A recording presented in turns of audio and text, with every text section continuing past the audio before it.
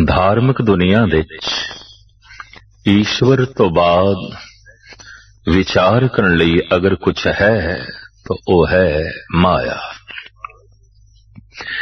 ईश्वर तो बाद अगर कोई समर्थ है और उन्होंने समझना बहुत बारीक होवे ते वो है माया।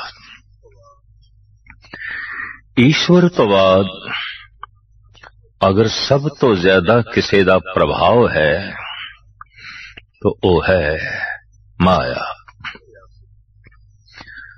ईश्वर व्यापक है, माया व्यापक है।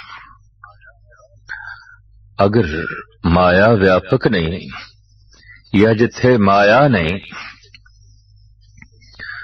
फिर उत्थे ते सिर्फ ईश्वर ही ईश्वर है। एक ईश्वर है, एक माया है, लेकिन ये माया है कि इसनों मेरे पातशाह पहले ते इंज बयान करते ने, महामाई ताकी है छाया। माया छाया है। छाया नू कोई पकड़न दी कोशिश करे नहीं पकड़ सकेगा। छाया दी कोई पोटली बनना चाहे नहीं बन सकेगा। ईश्वर नेचल है और उसकी छाया नू कोई मनुख अपने नाल चलाना चाहे नहीं चलेगी। लेकिन इत्थे एक प्रश्न खड़ा होवेगा, छाया की है? महामाई ताकी है छाया।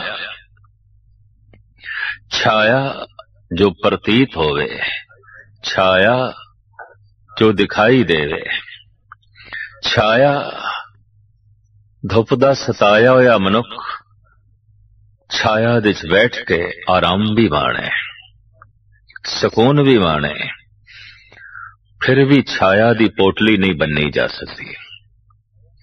छाया नू बक्से दे विच नहीं रखिया जा सकता। छाया नू किधरे समेट के असी नहीं रख सकते। वो है, दिखाई दे रही है, फिर भी पकड़ दे च ना आवे, फिर भी गिरफ्त दे च ना आवे, फिर भी उसकी पोट ना बननी जाए। इस तरह की छाया नू जो नाम दिता है भारत दे मनीष ने माया। इस्लाम ने माया दा अनुवाद किया है हवा। इतनी गल वो भी तस्लीम करता है, खुदा तो बाद अगर किसी दी खुदाई है तो वो है हवा। खुदा तो बाद अगर समझन समझाण दा धार्मिक दुनिया दे कोई मुद्दा ते विषय है वो है हवा। साडा देश भी मनदा है, चाहे थे सनातन मत दा बड़ा प्रगाढ़ असर रहा है।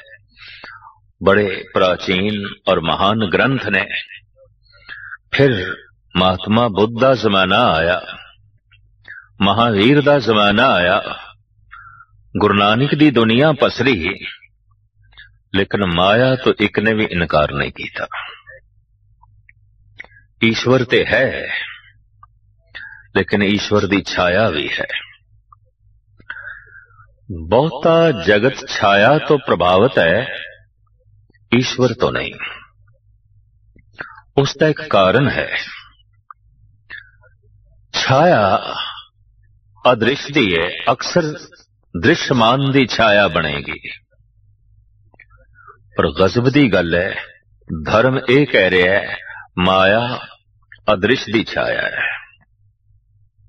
अदृश्य दी छाया किस तरह है? दरअसल वो अदृश्य साडे लई है, ईश्वर अदृश्य नहीं है। साडे लई अदृश्य है, हर वो चीज अदृश्य है जिथे तक निगाह ना पहुंचे। अदृश्य है, निगाह पहुंच गई दृश्यमान हो गया, नजरा नहीं पहुंचिया अदृश्य। ईश्वर इस महीने विच अदृश्य है, निगाह नहीं पहुंची, नजरा नहीं पहुंचिया, अदृश्य है। लेकिन उसकी छाया दृश्यमान हो रही है। छाया नूं वेखण दे च अखां समर्थ हो सकियां ने, जिसदी छाया है उस तक निगाह नहीं पहुंची, उस तक नजरां नहीं पहुंचियां। धार्मिक साधना सिर्फ अपनी नजर नूं विकसित करने का एक वसीला ही है और कुछ नहीं। अपनी निगाह नूं पारदर्शी करने का एक वसीला है। ये निगाह और आर ते देख रही है, पार तक नहीं पहुंचती। ये गल वख है कि इन्हां बैरूनी अखां दी शक्ति विज्ञान ने वधाई है। वैसे तो सारे ज्ञान इंद्रियां दी शक्ति विज्ञान वधाण दे समर्थ हो सके। मनुख जद माया दे प्रभाव हेठ जीवे तो इसनों कहंदे ने संसारी। पर जिसदी ये माया है, जिसदी ये छाया है, उसदे प्रभाव हेठ आ जाए तो फिर इसनों कहंदे ने संत, ब्रह्म ज्ञानी, भगत। ये तो ईश्वर दा रूप हो गया, क्योंकि ईश्वर तो प्रभावित होके जी रहे है। ईश्वर दी छाया तो अगे निकल गया। छाया दी जिस ढंग नाल रूप रेखा धन गुरु अर्जन देव जी महाराज ने बयान की है, उस दे ते सतगुर इत्थे तक कहंदे ने, माया चित भरमेन इष्ट मित्रेख बांधवे। इष्ट भी माया है,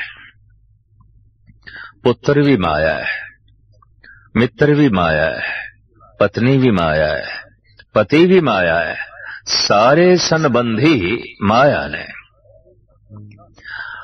और इन्हां संबंधां दा इतना प्रभाव पै गया है कि जिसदा संबंध साडे नाल सदैवी है, और वो जो अदृश्य आख्या जांदा है परमात्मा, उसना संबंध जोड़ सकीए असी असमर्थ होके रह गए। इस दे सफलता ना प्राप्त हो सकी। कारण ये सारे दे सारे संबंध विचकार दीवार बन के खड़े हो गए। और एक दीवार नहीं, पुत्रां दी दीवार, मित्रां दी दीवार, भरावां दी दीवार, भैणां दी दीवार, मां बाप दी दीवार, पत्नी दी दीवार, पति दी दीवार। किसे एक दीवार तो भी लंघना औखा है। सिर मार के इतनियां सारियां दीवारां नाल कौन सिर मारे ते कौन अगे लंघे। भगत नामदेव जी महाराज ठीक कह रहे ने, लोक कुडम सब हूं ते तोरे तो आपन बेडी आवे हो। ਉਹ जो अपना परिपूर्ण परमात्मा है उसका मिलाप ते तां होवे। लोक कुटुंब सब हों ते तोरे, तोरे जगत दे संबंध इन्हां तो अगे लंघे। तोड़न तो मुराद ये नहीं कि इन्हां संबंधां नूं मनण तो इनकार कर देवे, इतना मन्ने कि उन्हां दा मनना रोक न बने। इतना कबूल करे कि उन्हां दी मनोत दीवार ना बन जाए। जेड़ा संबंध परमात्मा दे विचकार दीवार बन जाए, ओ संबंध, ओ संबंधी माया है।